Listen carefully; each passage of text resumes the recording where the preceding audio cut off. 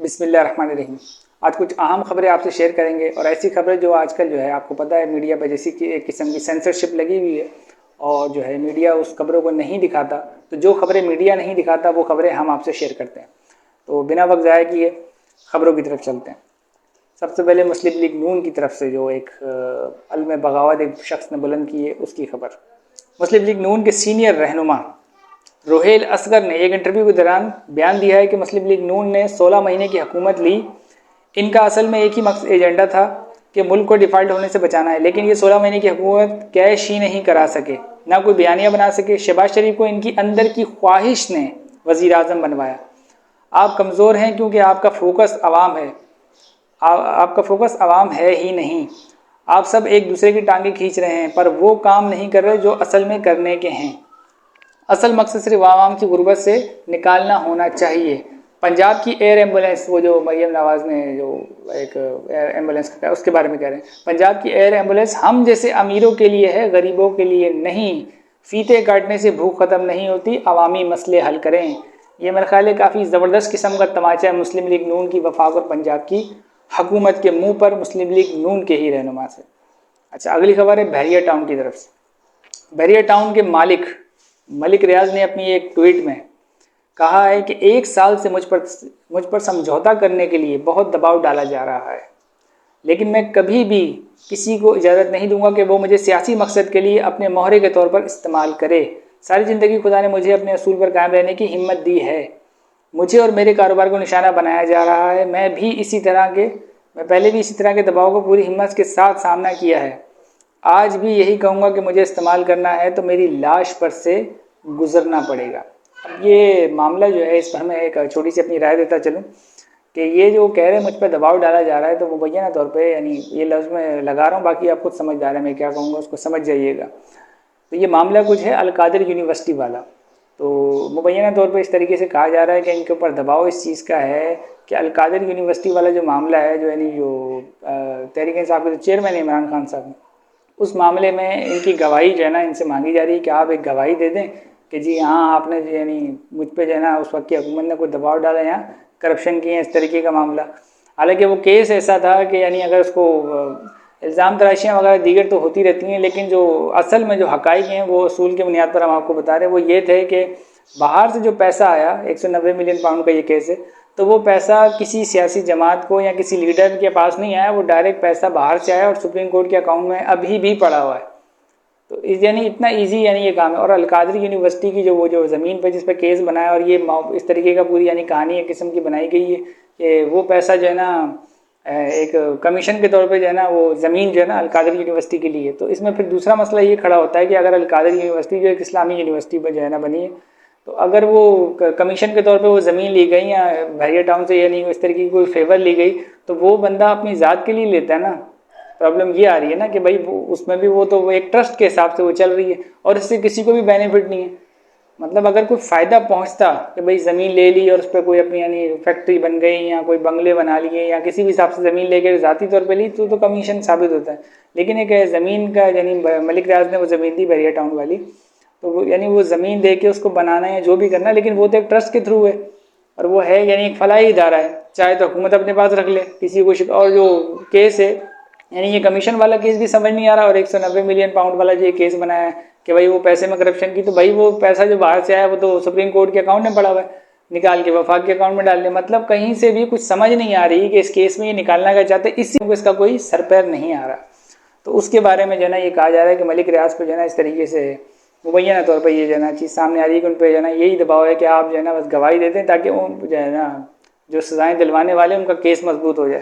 तो मलिक रियाज कह रहे हैं कि भाई मैं ऐसा कोई काम नहीं करूँगा जो हुआ ही नहीं है, और मैं कोई झूठी गवाही नहीं दूंगा, और जो है ना मैं सियासत में मुझे जो है ना मोहरे के तौर पर इस्तेमाल करने की जो कोशिश की जा रही है वो मैं नहीं करूँगा, क्योंकि ये एक बिजनेसमैन है। बहरहाल आजकल जो मुल्क के हालात हैं वो आप लोगों को पता ही है। अच्छा, अगली खबर है तहरीक इंसाफ से मुतल्लिक। तहरीक इंसाफ के वाइस चेयरमैन शाह महमूद कुरैशी जो इस वक्त अडियाला जेल में कैद हैं, इनकी मुबैना तौर पर 8 मजीद मुकदमात में गिरफ्तारी डाल दी गई है। वाज़ेह है कि ये मुकदमात 9 मई की बुनियाद पर बनाए गए। एक तो ये 9 मई का मसला जो है ना ये ख़त्म होने का नाम ही नहीं ले रहा। ये मई का ही महीना चल रहा है, पूरा 1 साल हो गया, अब जाके जो है ना याद आ रहा है कि किसको गिरफ्तार करना। यानी 1 साल में जिनको गिरफ्तार किया गया है उनके अभी तक चालान भी पेश सही से नहीं हुए, तफ्तीश ही मुकम्मल नहीं हुई, और किसी को सजा तो दो ताकि कुछ पता तो चले कि भाई ये मुजरिम था। अभी तक सजाएं मुकम्मल नहीं हुई और अब जाके जो है ना ये जो है ना 8 मुकदमात में नई गिरफ्तारी डालेंगे। इसके बैकग्राउंड में जो सियासी यानी जो तज्जियाकार हैं वो अपना ये बता रहे हैं कि भाई ये इसलिए जो है ना ये मुकदमात में 8 में गिरफ्तारी इसलिए मजीद डाली गई है क्योंकि अब साइफर केस में जो शाह महमूद कुरैशी अंदर थे, जो उनके ऊपर केस था, उसका तो जानी ये उड़ने वाला है। साइफर केस जो है अदालत का जो रिमार्क्स आए थे उससे पता चल रहा था कि इसका केस का क्या होगा, तो वो केस खत्म होता तो शाह महमूद कुरैशी बाहर आ जाते। तो इसलिए जो है ना 8 मुकदमात मजीद जो है ना ऐसे तैयार कर दिए गए कि उस पर जमानत हो भी जाए तो शाह महमूद कुरैशी बाहर ना आ सकें। तो ये कुछ इस तरीके का प्लान जो है वो बताया जा रहा है सीनियर सहाफ़ी और कुछ तज्जियाकारों की तरफ से, और मन तक भी कुछ ऐसी समझ आ रही है जिस तरीके से जो है ना आजकल मामला चल रहे हैं। मैं बार बार ये कहता हूँ कि अगर आप जायज़ केस बनाएं ना और तरीके से ट्रायल करें तो आवाम को भी कोई एतराज़ नहीं होगा, और वो जो है ना बिल्कुल कोई ज़ाहिर बात है जो हुकूमत में रही है यानी तहरीक इंसाफ हुकूमत में रही है तो उस पर अगर आप तरीके से यानी कानून के मुताबिक अगर आप उनको यानी उनका ट्रायल करते हैं तो आवाम को और किसी को भी कुछ बोलने का यानी मौका ही नहीं मिलेगा कि ये कुछ गलत हो रहा है। लेकिन शुरू से ही जो है ना इस तरीके का एक माहौल बना दिया जाता है कि अजीब व गरीब तरीके से तेज़ी से सजाएं दी जाती है। यानी 31 साल की सज़ा, इमरान खान मेरा ख्याल 70 साल से ऊपर हो गए, 31 साल की सज़ा सुना दी। यही काम नवाज शरीफ के साथ भी हुआ, लेकिन उनकी सवाई जितनी भी सजाएं थी आपने देखा वो कैसे गई। तो इसलिए उसी बुनियाद पर मैं कह रहा हूँ कि ये जो आप अजीब व गरीब किस्म की सियासी सजाएं देते हैं उनका फिर अंजाम यही होता है कि वो फिर जब वक्त बदलता है, हालात बदलते हैं, जज्बात बदलते हैं, तो हवाओं के साथ रुख बदलता है तो ये केस भी उड़ जाते हैं। तो ये केस भी कुछ ऐसे ही हैं, 32 से जना 30, 31, 32 पता नहीं नवाज शरीफ साहब को भी जना पता नहीं 50 साल की सजाएं दी थी तो आज तो वो आज़ाद घूम रहे। तो ये सब होती रहती है, इनकी कोई अहमियत नहीं है क्योंकि हमारा कानूनी जो निज़ाम है वो ऐसा ही है अजीब व गरीब किस्म का। अच्छा, अगली खबर है अमीर जमात इस्लामी की तरफ से। अमीर जमात इस्लामी हाफिज़ नईम उर रहमान ने ईद उल अज़हा के फ़ौरन बाद मुल्क की तहरीक तहफ़्फ़ुज़ आइन के नाम से तहरीक चलाने का ऐलान कर दिया।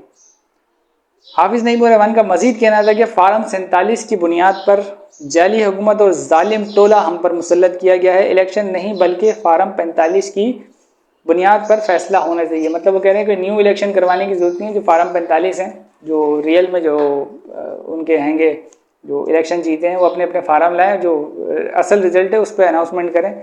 ये जो कुछ फार्म 45 की जो है ना कुछ साफियों ने पॉडकास्ट वगैरह, जैसे मंसूर अली खान जो है जो जिनका बहुत ज़्यादा झुकाव जो है ना इस तरीके का एक हैगा कि कुछ हुकूमती जमातों की तरफ उनका ज़्यादा झुका है, तो उन्होंने भी इसकी जो है ना पोस्टमार्टम किया किस तरीके से जो है ना नंबर काट के फार्म 47 के जो है ना किसी के बढ़ाए गए, किसी के काट के कम किए गए, तो अजीब व गरीब।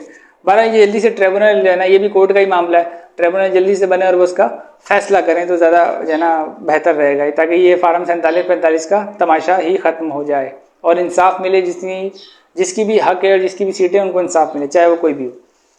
अच्छा, साबिक जनरल नईम लोधी ने अपने एक बयान में फैसला साजों से मुतालबा करते हुए कहा है कि ख़तरनाक सूरत हाल को पहचानो, सख्ती और ज़िद का माहौल ख़त्म करो और एक दूसरे को माफ़ करके गले लगा लो, वरना दुश्मन तुम्हें अलग अलग करके ख़त्म करने की कोशिश करेगा। नईम खालिद लोधी का मजीद कहना था कि ये सियासी खेल और गैर कानूनी जुल्म और सितम वही चीज़ को दोहरा रही है। भी गैर कानूनी जो है ना जुल्म और सितम बंद करें और पूरी कौम को इस अजियत से निजात दिलाएं। क्या अब भी आप दीवार पर लिखा नहीं पढ़ रहे? मतलब ये आवाम को जो है वो बता रहे हैं कि आवाम क्या चाहती है, आप उसको जो है ना उसका एहतराम करें, उनके मैंडेट वगैरह का एहतराम करें, ये उनका उस तरफ। और ये जो इन्होंने कहा है कि फैसला साज है, तो फैसला साज पाकिस्तान में कौन होते हैं आप समझदार हैं, मुझे इसकी यानी एक्सप्लेन करने की ज़रूरत नहीं है। अच्छा, आखिरी खबर सीनियर सहाफ़ी नजम सेठी की तरफ से। ये थोड़ी सी मैं आखिर में इसलिए लाया हूँ कि थोड़ी इंटरेस्टिंग खबर भी है और ज़रा देखें कि किस तरीके से जो है ना एक किस्म का, मेरे जहाँ तक ये मेरी ज़ाती राय कि जो है ना किस तरीके से अदालतों को थ्रेट किया जा रहा है। सीनियर सहाफ़ी नजम सेठी ने अपने एक इंटरव्यू में बड़ा इंकशाफ कर डाला। सहाफ़ी नजम सेठी का कहना है कि मैं आज एक पेशन गोई करने जा रहा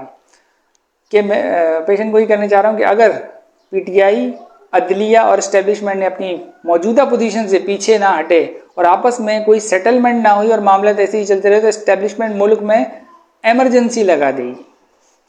नजम सेठी का मजीद कहना था कि जब एमरजेंसी लगेगी तो बहुत सी पाबंदियां भी लग जाएंगी, लेकिन अगर मसला अभी हल नहीं हो रहा तो मैं समझता हूं कि एमरजेंसी लगाने के बाद भी हल नहीं होगा, क्योंकि एमरजेंसी में भी अदलिया के पास ये पावर होती है कि वो एमरजेंसी को उड़ा दे। फिर मसला हल करने की एक ही सूरत बाकी रहती है, जिसमें अदलिया को फारिग कर दिया जाता है और कानून अपने हाथ में ले लिया जाता है, और वो कानून फिर कोई और कानून होता है और वो आईनी नहीं होता।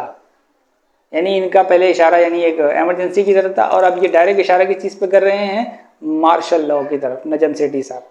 तो मैं ये कहूँगा कि भाई देखें, अगर आइन के अंदर पाकिस्तान के आइन के अंदर अगर मार्शल लॉ जायज़ है और इमरजेंसी जायज़ है तो बिल्कुल लगना चाहिए। लेकिन अगर पाकिस्तान के आइन में ये दोनों काम गैर कानूनी है तो इसको बारे में ये बताना ऐसा हो जाएगा वैसा हो जाएगा, और अदलिया को बताना कि यूं कर लें। देखें अदलिया, आप ये कहें अदलिया को, सिर्फ आप उनसे ये मुतालबा कर सकते हैं कि आप आइन और कानून के मुताबिक फैसला करें। आप उनको ये नहीं कह सकते, अदलिया कोई सियासी जमात नहीं है जिसको आप कहेंगे थोड़ा, सियासी जमातों के बारे में आप ये कह सकते हैं कि आप लचक दिखाएं, यानी इमरान खान साहब इनको कह सकते हैं कि आप थोड़ी सी लचक दिखाएं, अपना ये जो सख्त रवैया है उससे पीछे हटें। लेकिन आप अदलिया को ये नहीं कह सकते।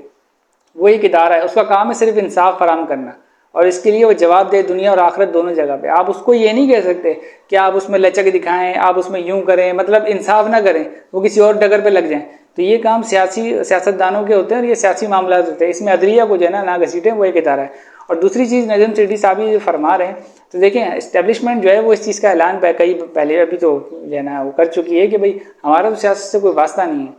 तो जब उनका कोई सियासत से कोई वास्ता नहीं है और आप ये कह रहे हैं इमरजेंसी लगा देगी तो यूं हो जाएगा, तो मार्शल लग जाएगा, तो जो आपकी यानी इस तरीके से जो आपका यानी आपने जो उस तरीके से बताया अपना इशारा करते हुए कि मार्शल लग जाएगा, तो जो इस्टेब्लिशमेंट ये कह रही है कि हमारा सियासत में कोई रोल नहीं है, आप कह रहे हैं कि वो मार्शल लगा देगी, मतलब आप उनको भी बदनाम कर रहे हैं अपने इस तरीके के बयानियाँ जो आपने जो है ना पेश किया उसके तरीके। तो मैं इस बारे में सिर्फ ये कहूँगा कि सहाफ़ियों को भी इस चीज़ पे जो है ना, ये जो गैर कानूनी जो चीज़ें होती हैं उसके बारे में ऐसे ही जो है ना ऐसी बातें करने से गुरेज करना चाहिए। मुल्क के हालात भी ऐसे नहीं है और इस तरीके की बातें और जो है ना मुश्किलात पैदा करेंगी। मतलब आपने ये एक बयान दे दिया, आप बताएं इसके माशी असरात कितने भी यानी बुरे हो सकते हैं कि पहले ही जो है ना आपको यानी ये फैला हुआ कि भाई जो है ना स्टेबिलिटी नहीं है मुल्क के अंदर, तो अब जो है ना यानी ये सोचा जाएगा हो इस मुल्क में तो इमरजेंसी लगने वाली है, क्योंकि आप एक सीनियर सहाफ़ी है ना और आपके पता है कि भाई आपके लिंक भी बहुत हाई हैं। वो जो है ताजिर है या दीगर जो है बाहर इन्वेस्टर है वो सोचेंगे अरे इस मुल्क में तो इमरजेंसी लगने वाली है,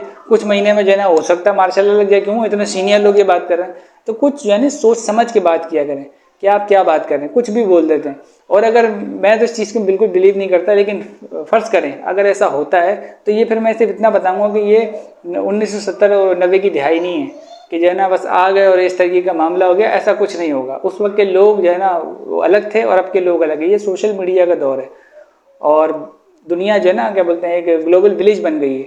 अब अगर कोई ऐसी एक्टिविटी की तो इससे पाकिस्तान को नुकसान पहुंचेगा और इसका शदीद नुकसान पहुंचेगा। और जाहिर है जब पाकिस्तान का नुकसान पहुंचेगा तो पाकिस्तान की जो आवाम है वो चुप तो बैठने वाली नहीं है फिर, और ज़्यादातर जो है ना आबादी नौजवानों पे, और फिर नौजवान कैसे रिएक्ट करेंगे ये मैं नहीं बता सकता, ये फिर उसी वक्त आप देखेंगे।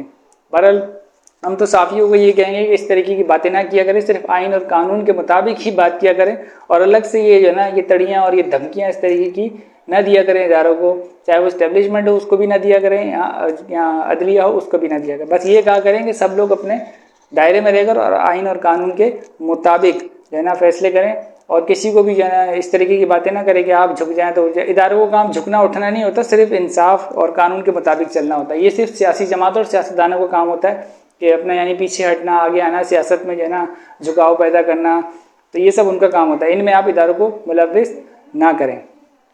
बहरहाल मिलते हैं अगली नेक्स्ट वीडियो में, तब तक के लिए अल्लाह हाफिज़। पाकिस्तान जिंदाबाद।